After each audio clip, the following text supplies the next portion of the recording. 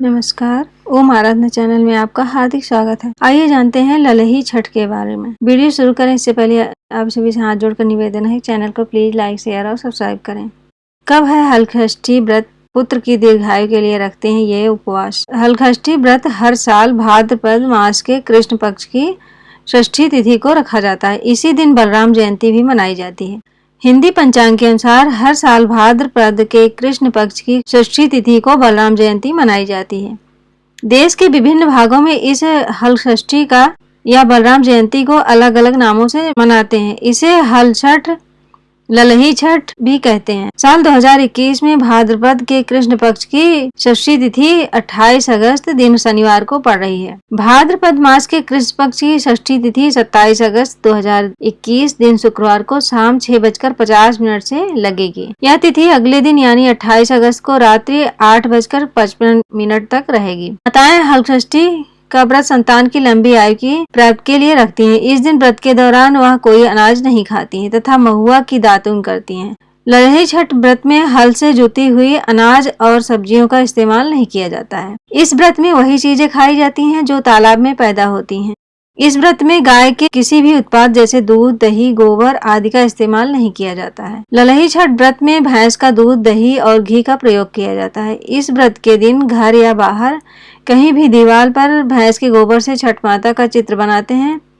उसके बाद गणेश और माता पार्वती की पूजा करते हैं। महिलाएं घर में ही तालाब बनाकर उसमें झरबेरी, पलाश और कांसे के पेड़ लगाती हैं और वहां पर बैठकर पूजा अर्चना करती हैं। ललही छठ की कथा सुनती हैं। उसके बाद प्रणाम करके पूजा समाप्त करती हैं।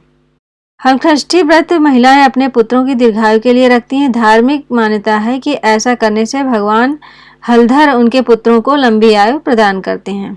आइए अब सुनते हैं हलषष्ठी की कथा। एक गर्भवती ग्वालिन के प्रसव का समय समीप था। उसे प्रसव पीड़ा होने लगी थी। उसका दही मक्खन बेचने के लिए रखा हुआ था। वह सोचने लगी, यदि बालक ने जन्म ले लिया तो दही मक्खन बिक नहीं पाएगा। यह सोचकर वह उठी और सिर पर दही मक्खन की मटकी रखकर बेचने चल दी। चलते चलते उसकी प्रसव पीड़ा बढ़ गई। वह झरबेरी की झाड़ी की ओट में बैठ गई। उसने एक पुत्र को जन्म दिया। अल्हड़ ग्वालिन ने बालक को कपड़े में लपेटकर वहीं लिटा दिया और स्वयं मटकियां उठाकर आगे बढ़ गई। उस दिन हरछठ थी।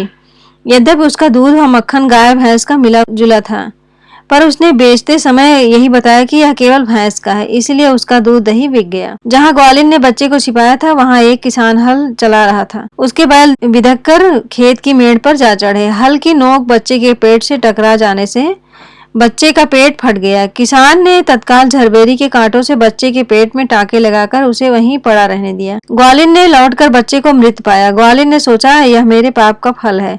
मैंने आज हरछठ के दिन व्रत रखने वाली अनेक स्त्रियों को गाय का दूध दही बेचकर उनका व्रत भंग किया है। उसी का मुझे दंड मिला है कि मेरा बच्चा मर गया। उसने सोचा, मुझे लौटकर अपना पाप स्वीकार कर प्रायश्चित करना चाहिए। वह लौटकर वहां आई जहां उसने दूध दही बेचा था। उसने गली मोहल्ले में घूम घूम कर अपने दूध दही का सारा रहस्य जोर जोर से आवाज लगाकर प्रकट कर दिया। यह सुनकर स्त्रियों ने अपनी धर्म रक्षा के विचार से उसे आशीष दी। जब वह वापस उसी खेत में पहुंची तो उसे उसका पुत्र जीवित अवस्था में मिला। उसी दिन से ग्वालिन ने पाप छिपाने के लिए कभी झूठ न बोलने का प्रण किया। अगर आप इस चैनल पर नए हैं तो प्लीज लाइक, शेयर और सब्सक्राइब करें, इससे आने वाली वीडियो आपको मिल जाए। धन्यवाद।